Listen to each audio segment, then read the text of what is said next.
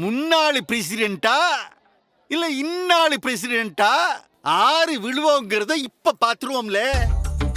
இது நான் உனக்கு விடுக்கிற சவால் தான்ல. பா, இப்பதான் எக்கச்சக்கமா ரத்தம் போய் பொழைச்சு வந்திருக்கீங்க. மறுபடியும் அடிபட்டா உடம்பு தாங்காது. சரிதான் போலா. என் உடம்ப பாத்துக்க எனக்கு தெரியும். பரணி, எனக்கு நீ அட்டு வயசு பண்ணுத.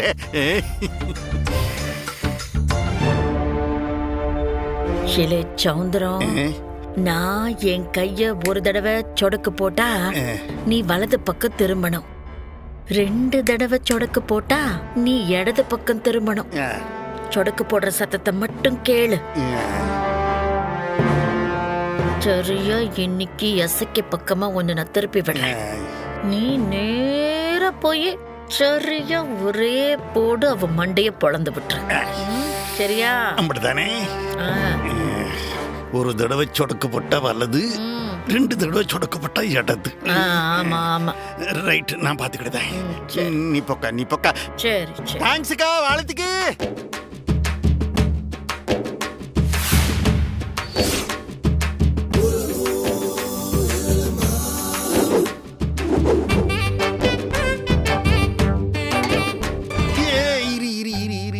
கண்ணாடி போட்டிருக்கான்ல. ஆமா, எப்படியும் கண்ணு தெரியக்கூடாது இல்லக்கா. கண்ணாடி கேட்டினாலே கண்ணு தெரியாது. இந்த பாக்கெட்ல ஜாகிரதையா வச்சுக்க. சரிங்கய்யா. இப்ப கட்டு. இவனுக்கு கண்ணாடி கலக்கினாலே ஒன்றும் தெரியாது.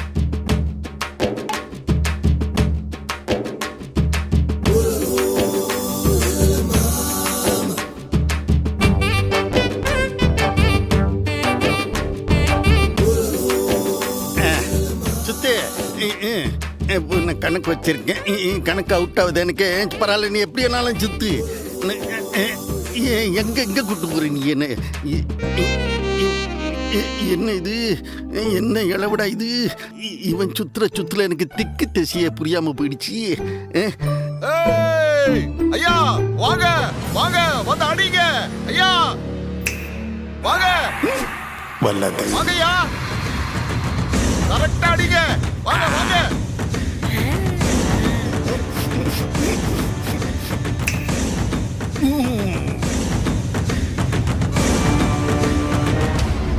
ஏன் ஜம்முவா, என்னல இவன் நம்ம பக்கத்துல வரான்?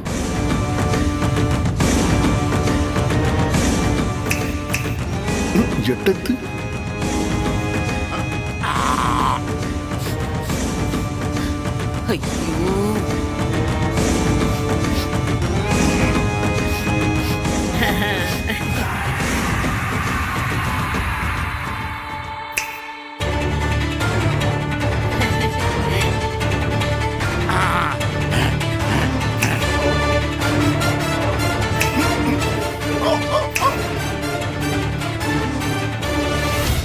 ஓ, இங்க சொடக்கு போட்டா அங்க அந்த கரடி பொம்மை டான்ஸ் ஆடுதோ?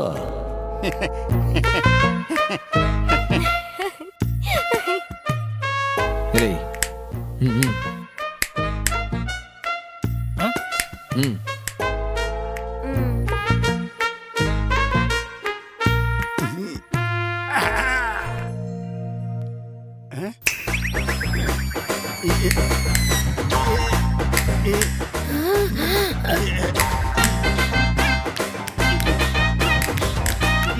அக்காக்கு 10 கையா.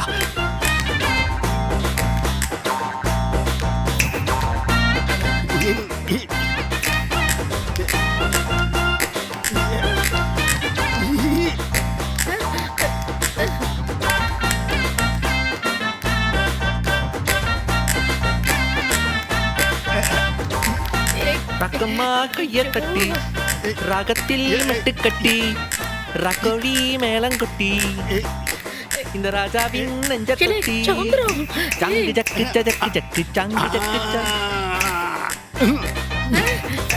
என்ன இளவடா இது? 2 பக்கமும் சொடக்கு சத்தம் கேக்கு. இல்லை, நீ அப்படியே நீ பாண்டியம்மா பக்கத்தில் இப்படி நின்று கரெக்டாக அந்த ஆள் வந்தோடனே தப்பிச்சிக்க.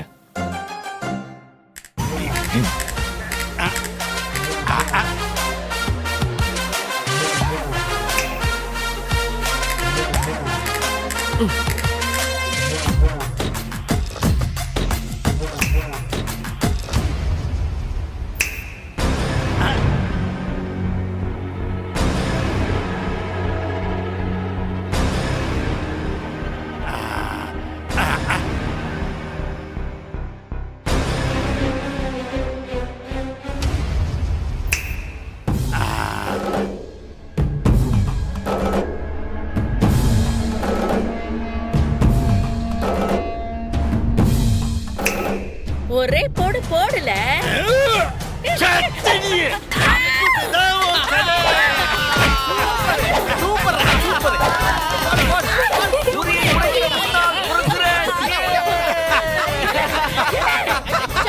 Super super. அப்படிதான் டான்ஸ். அப்படிதான் போடுங்க போடுங்க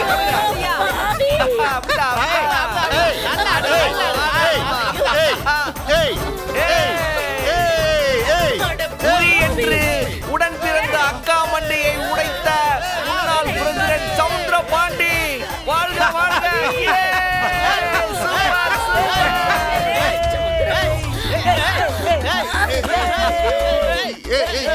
கண்ணாடி எங்க, கண்ணாடி எங்க? அட பாவி, என் மண்டையை உடைச்சிட்டியேடா. ஐயோ ஐயோ ஐயோ, அக்கா சவுண்டு கேக்கு. அக்கா அக்கா.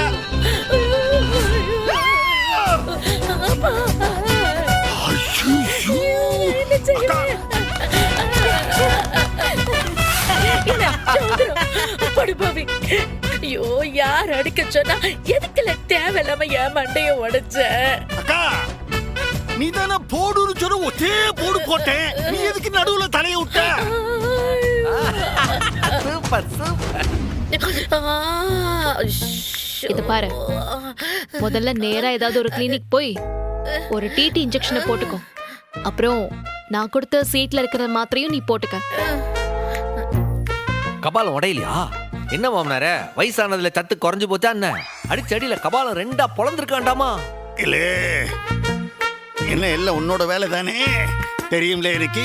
என்ன சொல்லிதீரு? ஏன் வேலையா? எல்லாம் உம்மா வேலை. நாங்க திருப்பி கவுண்டர் தானே கொடுத்துருக்கோம். அடிக்க வந்தது நீரு, பதிலடி கொடுத்ததான் நானு. எப்பவும் போல தோத்து நிக்கிறீரு, ஊரு முன்னாடி அவமானப்பட்டு நிக்கிறீரு. சண்முகா, அங்க விழா கமிட்டி மெம்பர்ஸ் உன்னை கூப்பிடுறாங்கப்பா. என்ன இதுல கூப்பிடுதாவா? இந்த உரி அடிக்கிற சம்பந்தமா ஏதோ பேசணுமாப்பா. இல்லை, இதான் மண்டை கண்டு போட்டாச்சுல, வாங்க நம்ம வேலையை போய் பார்ப்போம். இல்லை வாங்க. பாத்துக்கோ. அத்தை, இதுக்கு பேர் தான் ரிவீட் அடிக்கிறதுன்றது. உன் தம்பி கையாலேயே உன் மண்டையை உடைக்க வச்சாரு பாத்தியா? அதான் அத்தானோட பவர். இல்ல, ஒட்ட ஓட்டி இன்னைக்கு. ஐயோ அக்கா, ஐயோ அக்கா, ஐயோ ஐயோ ஐயோ, கண்ணை சவந்து போச்சக்கா. சரி எடுக்கா, சரி எடுக்கா. சரியா, என்னடா இது? உரியடியில உரிய உடைக்காம போட்டிய முடிக்க கூடாது. இதுவரைக்கும் பேர் கொடுத்த அம்புட்டு பேரும் தோத்து போயிட்டாங்க.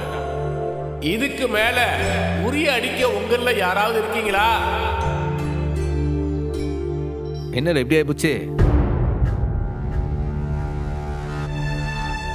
யாராவது இருக்கீங்களா?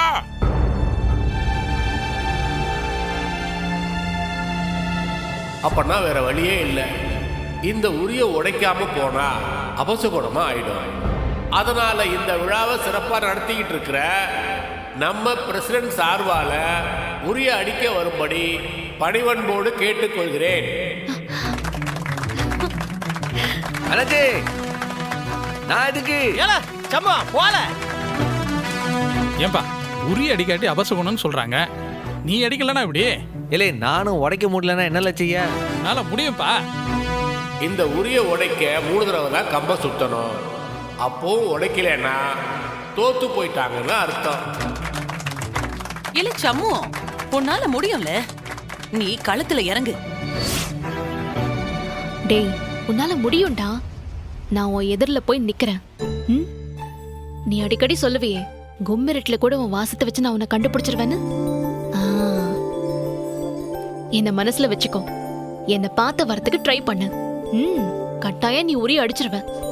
தைரியமா இறங்கு போ.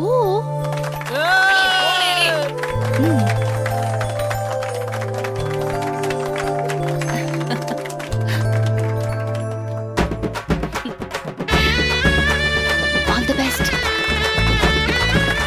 போய் அடி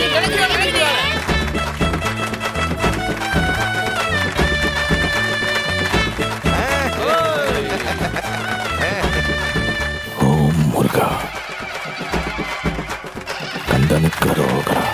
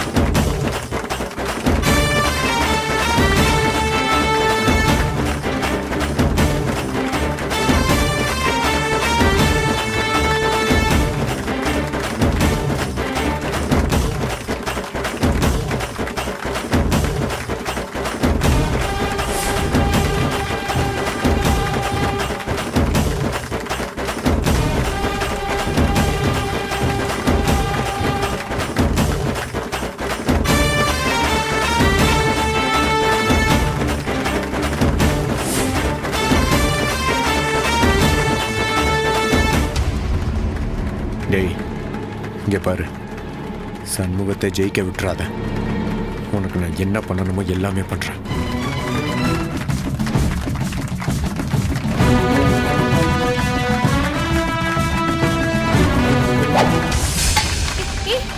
ஐயோ சண்முகம்,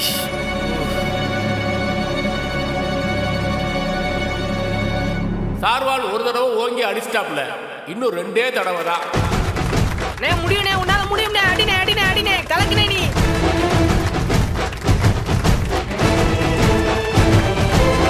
சண்முகம் வா வா வா, கமான் கமான் கமான் கமான்.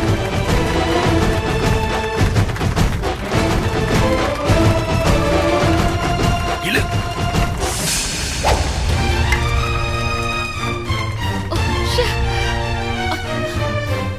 ஐயோ, இன்னும் ஒரு வாட்டி தான் இருக்கு. இப்ப 2வது தடவையும் ஓங்கி அடிச்சிட்டாப்ல, இன்னும் ஒரே ஒரு தடவை தான்.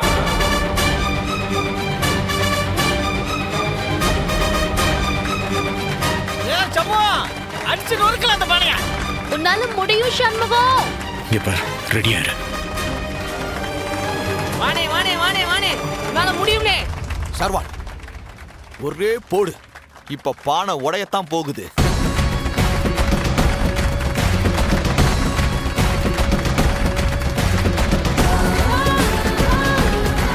ஐயோ அண்ணா அடிச்சிடணும் கடவுளே. கடவுளே, ரெடியா இரு. ரெடி. கமான் பிகிலு, வா வா வா வா வா சண்முகம் வா வா. இல்ல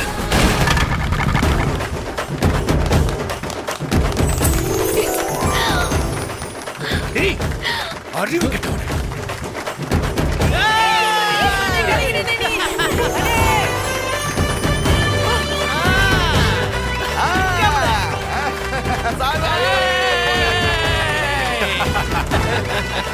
உங்ககிட்ட என்னடா சொன்ன? லூசாடா நீ? சண்முகம்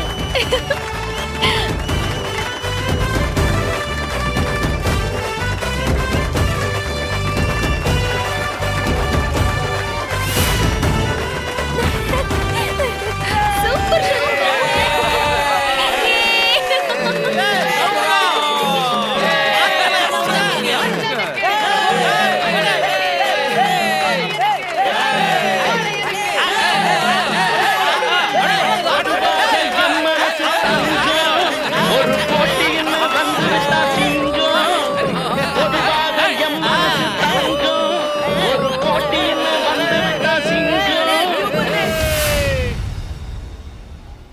இந்த முறை உரியடி திருவிழா எந்த குறையும் இல்லாம நல்லபடியா முடிஞ்சது. விழாவை நல்லபடியா நடத்தி கொடுத்தது மட்டும் இல்லாம இந்த உரிய அடிச்சு உடைச்சு முடிச்சிருக்காரு எங்கள் தங்கம், எங்க பிரசிடென்ட் சார்வால்.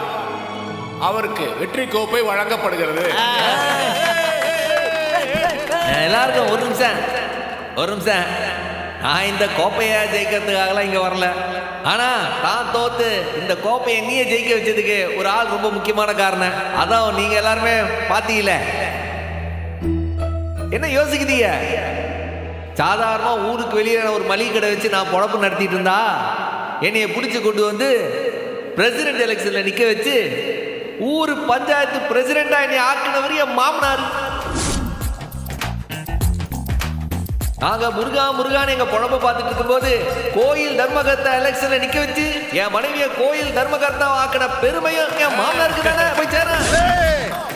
ஓவரா உன்னியடி மெச்சிக்காதல்ல, இத கேட்கவே கேவலமா இருக்கு எனக்கு. இப்படி ஒவ்வொரு வாட்டியும் என்கிட்ட தோக்கறதுக்காகவே பொறுப்பெடுத்திருக்கிற இந்த ஊர் முன்னாள் பஞ்சாயத்து தலைவர், முன்னாள் தர்மகர்த்தா, இந்த ஊரோட பெரிய மனுஷன், சீரும் சிறுத்தை சிரிக்கும் சிங்கம், குள்ளநரி கூட்டத்தின் தலைவர், the one and only என் மாமனார் சவுந்தர பாண்டி அவருடைய பொற்கரங்களால இந்த கோப்பையை நான் வாங்கிக்கிடும்னு ஆசைப்படுதேன்.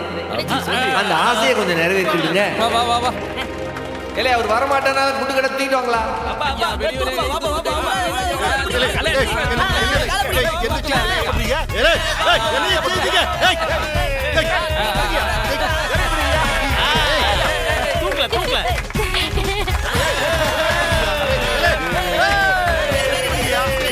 வாங்க வாங்க, தள்ளு தள்ளு தள்ளு தள்ளு.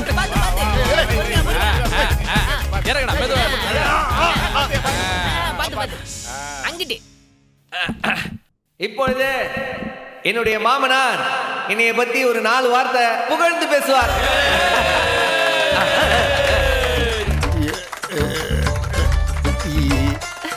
என்ன மாமனாரே அப்படி பாக்குதீரு? பயப்படாதீரு, இது மைக்கு தான், பாம்பு கிடையாது.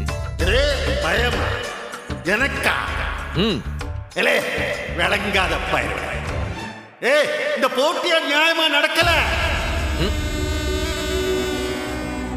இந்த வெறும் பயலுக்கு கண்ணை சரியா கட்டாம ஒரு பக்கமா ஓட்ட வச்சு நாடகம் ஆடி இருக்காங்க.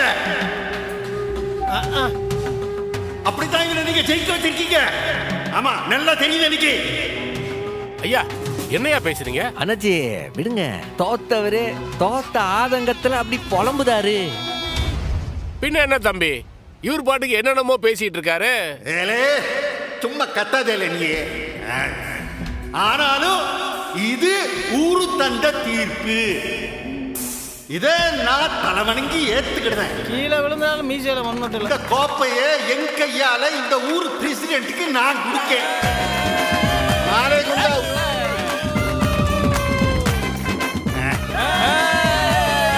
நன்றி மாமனாரே.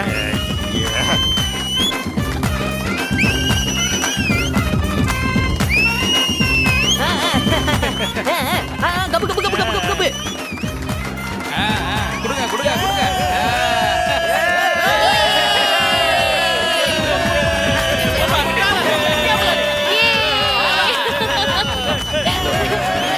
போட்டு போட்டு போட்டு போட்டுடுங்க. ரெடி?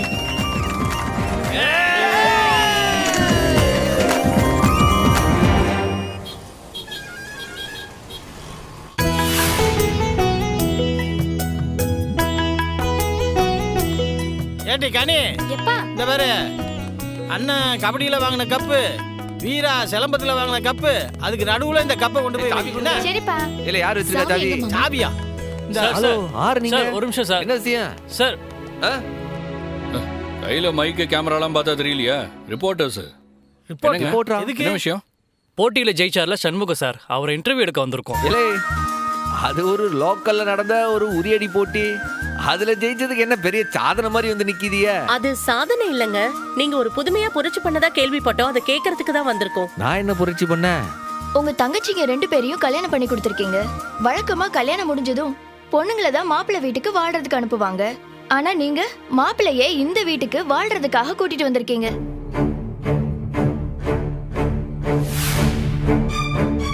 நம்ம இந்திய சமூகத்துல இதுக்கு பேரு புரட்சி தானே. இதை எப்படி சாதிச்சீங்கன்னு கேக்குறோம். இதுல என்ன புரட்சி? நம்ம சமூகத்திலேயே மாப்பிள்ளைங்க பொண்ணு வீட்டுல போய் வாழ்றது நிறைய சமுதாயத்துல இருக்கலாம். வழக்கத்துல இருக்கிறது தானே நானும் செய்தேன். பாருங்க, எனக்கு என் தங்கச்சிங்கன்னா உசுறு.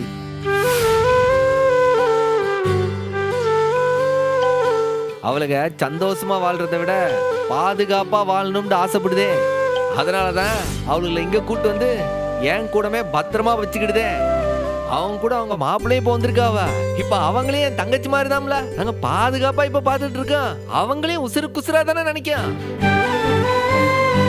இதுல இன்னொரு முக்கியமான விஷயமும் இருக்கு. நீங்க மேடம்?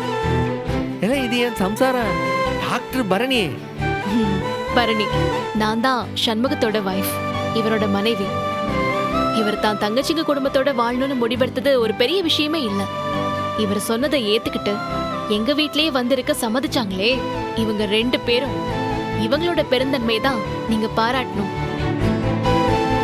அட ஆமால முத்துப்பாண்டி சார், நீங்க ஒரு போலீஸ் இன்ஸ்பெக்டர், ஊர்ல பெரிய பணக்கார வீடு வேற. அவ்வளவு பெரிய வீட்டை விட்டுட்டு நீங்களே இங்க வந்து வாழ்ந்துட்டு இருக்கீங்களே, உங்களுக்கு சங்கடமா இல்லையா? இல்லன்னு பொய் சொல்ல மாட்டேன். உண்மையிலேயே ஆரம்பத்துல எனக்கு இங்க வர்றதுக்கு இஷ்டமே இல்லைங்க. அந்த வெறுப்பு எந்த அளவுக்கு போச்சுன்னா, எசக்கே வேணான்னு சொல்லிட்டு வேற ஒரு பொண்ணை கல்யாணம் பண்ணிக்கிற அளவுக்கு போயிடுச்சு. நிஜமாவா? எஸ். ஆனா அப்பதாங்க எனக்கு உரைச்சது. நான் எசக்கே எந்த அளவுக்கு லவ் பண்றேன்னு அப்பதான் எனக்கு தெரிஞ்சது. எங்க வாழுறோங்கிறதா முக்கியம். 2 பேரும் சேர்ந்து வாழணும், சந்தோஷமா வாழணும், அதானுங்க முக்கியம். அதனாலதான் நான் இங்க வந்தேன். இங்க வந்து நீங்க சந்தோஷமா இருக்கீங்களா? உங்க மரியாதைக்கு ஏதாவது? எந்த குறைபாடும் கிடையாது. எங்க வீட்டுல நான் இருந்ததை விட இங்க 4 மடங்கு சந்தோஷமாவும் நிம்மதியாவும் இருக்கேன். போதுமா?